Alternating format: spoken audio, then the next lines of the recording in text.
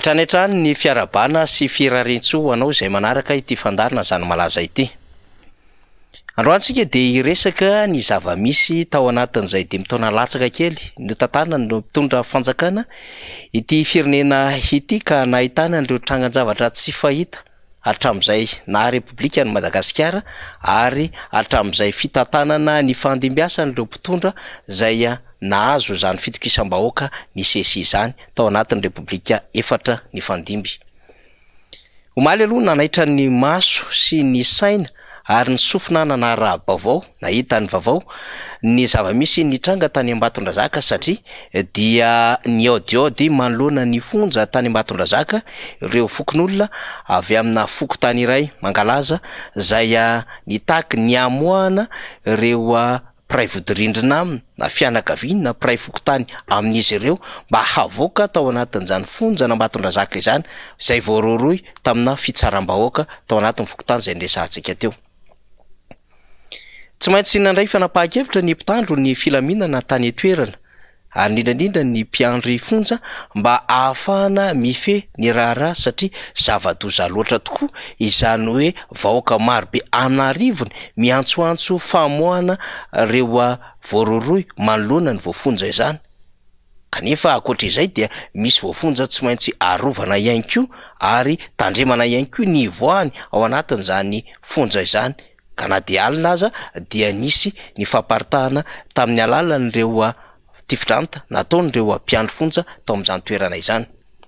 Mialohan'ny idirantsika amin'ny adevitra aloha dia ndao averintsika amin'ny alalan'ny feo samihafa ny zava-misy tany Ambatondrazaka omaly alina izany ka ho anareo izay manaraka amin'ny alalan'ny fahitalavitra na ny tambazotra sosialy dia mahita ny zava-misy fa ho antsika manaraka amin'ny radio kosa dia ny feo amin'ny alalan'ny firefitrevitry ny basy nanam-paritahana n'ireo mponina izay nanodidina ny fonja tao Ambatondrazaka no rentsika izany. Sary sy ny feo avetrany.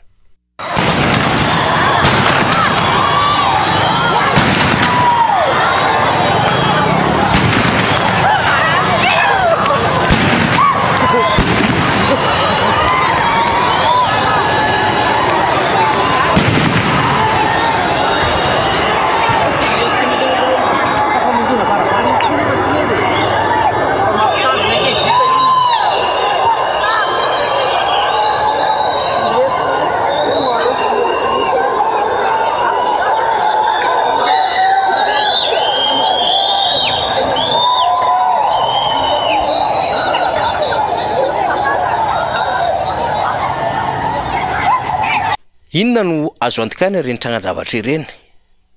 Tsotra ny adevitra dia hoe ny tsy fahatokisan'ny voaka ny fitondram-panjakana satria apetraka ho fitondram-panjakana amin'ny alalan'ny solotena ny fitondram-panjakana eny fotony ny fonja satria any fanjakana izany, ny fanjakana no mitantana izany, ny fanjakana no manodina izany, ny fanjakana no mandray ireo voafonja izay miandry fotoana hitsarana azy na ihany koa voaroroy na ihany koa efa misazy raikitra ka mamita sazy ao anatin'ny fonja dia ny fanjakana avokoa no mandray andraikitra momba izany. Ka ny mpiandry fonja indray dia ny fanjakana no manao ny fomba fampidirina azy ireny amin'ny alalan'izany asa fiambenana fonja izany amin'ny alalan'ny concours maro samihafa na ny fifaninanana sy ny fianarana manokana any tetezam-baro sy any amin'ireo toerana samihafa izay mbola ahafahana manitatra izany.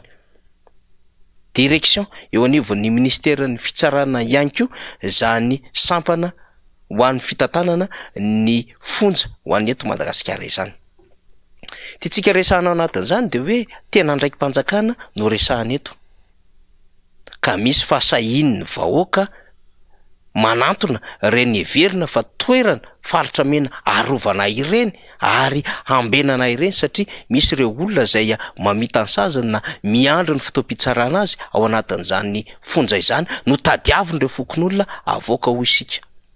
Fa tsy mbola izany ihany akory ny tranga teto Madagasikara tao anatin'izao fitondrana izao fa nisy ihany koa ny firorona ny vahoaka nanatona kazerina nitaky ny amoahana an'ireo olona izay voaroroy tamina tranga maro samihafa ny sesesy teto amintsika. Ohatra amin'izany ny tranga tany Kongo tamin'ny alatra zaza varira sy famonoana reny ilay zaza varira ka tsy nahafaly ny mponina samihafa tany amin'ireny komina ireny ka niazakazaka izy ireo namonjy kazerina mitandro ny filaminana. ka tahaka zany ihany koa ny fiazakazaka ireo fokon'olona samihafa tonga de mandray ndraikitra amin'ny alalan'ny fitsaram-bahoaka tsy miandry fitsarana akoriny fa manao fitsarana arak'izay tiany hitsarana an'lay olona zay heveriny sy ahahiny ho navandoza dikan'izany tsy ampy ny fahatokisany vahoaka ny fitsarana ny fitandrona ny filaminana ny fonja ho an'ny eto Madagasikara de zay nambarantsika hoe ny endrim-panjakana mihitsy no voakitika ao anatin'izany satria sampana sy departemanta hiady de ny fanjakana zany resahantsika izany raha varak'izany ny fifampitokisana eo amin'ny vahoaka sy ny fitondram-panjakana ny vahoaka tonga de mandray fanapahan-kevitra tandrify azy fa matahotra ny aminy hoe raha toka misy dahalo jiolahy na misy olona zay fantatra izy ireo fa tsy mety ny ataony ka raha tonga eny amin'ny fitandrona ny filaminana de atahorana vototra raha tonga eny amin'ny fitsarana de atahorana vototra ary raha tonga ny amin'ny fonja de atahorana ny halalaka ny fivoahany am'izany fonja izany ny zava-manahirana sy mahagaga dia ny sesisesy nanomboka mihitsy izao fitantanana ny fitondram-panjakana ny firenena izao ny fahavakisana fonja ny omaly aloha zany de hoe ny vahoaka no ny taky manoloana an'ireo mpiandro fonja ny amoahana an'ireo olona voaroroy tany amin'ny fonja na Ambatondrazaka fa ny talohan'izay raha nitranga tany Farafangana ny tranga tany Mbatolampy ny tranga tany Ambalatavoangy na ny tany Ikongo dia ny voafonja mihitsy no ny tady lalana hivoahana ny fonja raha totalo zany dia saika isa-taona dia misy fonja vaky ho an'ny teto Madagasikara ary misy aza fametrahana aia samihafa ny amin'ny hoe tsisy fahampitena sy fahasimban-javatra kanefa dia misy gadra ihany koa tsy hita tamina fonja tahaka n'izay nambarany tompon'andraikitra misahana fitantanana ny fonja teto Madagasikara de inona daholo zany rehetrarehetra izany maninona izany no miseho ao anatin'izao fitondram-panjakana izao zay tsy fahita tamin'ny repoblika ny Fandimby isika tsika tsy milaza fa tsy nisy fonja vaky tamin'ny repoblika ny Fandimby nisy fandao heverina fa iray tao anatin'ny mandahana mpitondra izany fa ity saika isa-taona ary miparitaka amina distrika maro misy voafonja no ahitana am'izany fonja vaky sy firootran'ny fokon'olona hamoaka ny voaroroy ao anaty fonja izany tena zay tsy fahita marina tao anatin'ny 80 taona no hita ao anatin'izao fanjakana izao soa aloha anefa fa hifarana izany fanjakana izany fa tsy ny tontolo ny fonja ihany fa tamin'ity fanjakana ity no nisy an'izany hoe fanolanana natao tamina ankizy na vavikely na lahy-kely zaza tsy ampy taona nataona ray mpianakaviana nataona ray kely nataona dada fara dada naivo dada to hatramina dada be aza de manolana zaza kely tamin'ity fitondranyity ihany koa nahitana an'izany hoe kidina-pinina malagasy samy malagasy no manao kidina-pinina ary vola be atapitrisana no takina am'izany ka saika isan'andro indrindrandrindra any amin'ny faritra Betsiboka any amin'ny faritra Loatra Mangoro no ahenona izany resaka kidina-pinina izany tamin'ity fitondram-panjakana ity ihany koa no nahenona zavatra tsy mbola fandre tsy fahita hatr'izay nitsangana ny repoblika teto Madagasikara am'izany hoe alatra zaza varira izany indrindra alatra maso ka singanina manokana am'ireny ireo zaza varira hanaovana izany alatra izany fa mbola ity fitondram-panjakana ity ihany no nahitana am'ireo karazana voambolana sy zavatra tsy faheno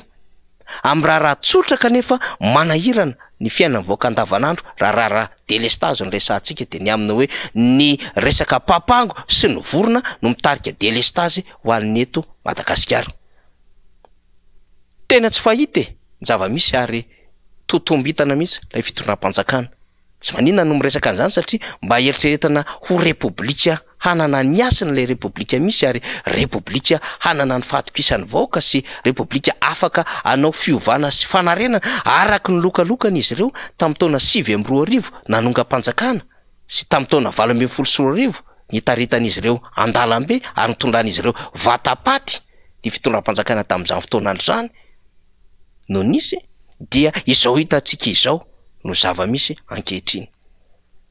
tsy afaka iaina am'izao tsony nefa ny vahoaka malagasy ary tsy afaka ampiainina am'izao i Madagasikara satria saika zava-doza isan'andro an'andro no miseho eto Madagasikara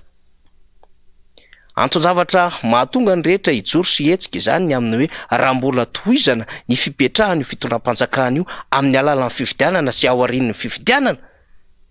de mbola ny tsy fahita ny tsy fandre ary ny tsy niainana teto hatramin'izay nahazona ny fahaleovantena izay no mbola iainana ary ho hitandray eto Madagasikara raha mitoy izao. Izany no tsy maintsy hakana fanapahan-kevitra ho an'ny vahoaka isan'isany eny anivon'ny Fokotany sy ny komina sy ny distrika eny ka hiara-napaka tsy hampanohy intsony ny fitantanana reto olona reto ny fitondrana satria tarika fahafambaraka mihitsy aza ho an'ny Madagasikara eo amin'ny sehatra iraisam-pirenena. Anjarany rehetra no mandinika sy mieritreritra ary anjarany rehetra ihany koa no manokatra fanadihadiana sy famakafakana any amin'ny toerana maro samihafa misy azy. Tsy isika akory mamorona fa zava-misy zany de taterina atao anatin'ny fandarana zany malaza. Makasitraka tompoko lahy, makatelina tompoko vavy.